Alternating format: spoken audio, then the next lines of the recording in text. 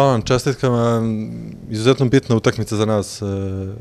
Posle ova dva neplanirana poraza u domaćem prvenstvu, mislim da nam je ovo bilo izuzetno važno da ostanemo na vrhu tabele, da uhvatimo taj priključak i srećom dosta smo dobro igrali večeras, pogotovo u napadu. Mislim da smo bili, većina igrača bilo raspoloženo i zasluženo slavili.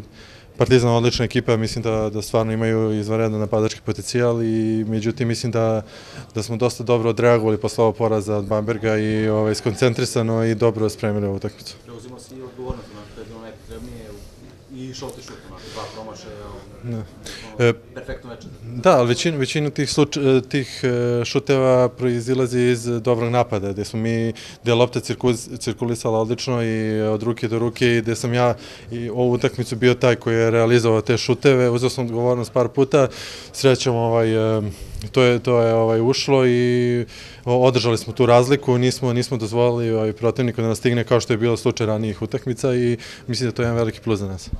Da li je ovo bila tvoja utakmica karijere? Pa ne znam sad tačno, imam dosta dražih utakmica do ove. Eto, mogu te pitam, čuvate Marka Picarska nekim trenucima, ako se ne varam, 16 godina stariji od njega, dosta je debitanat.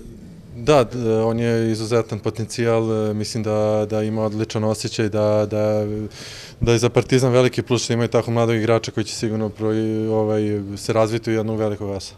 Je li taj let čisto prevencija radi ili? Da, prevencija, to je posle svake aktivnosti.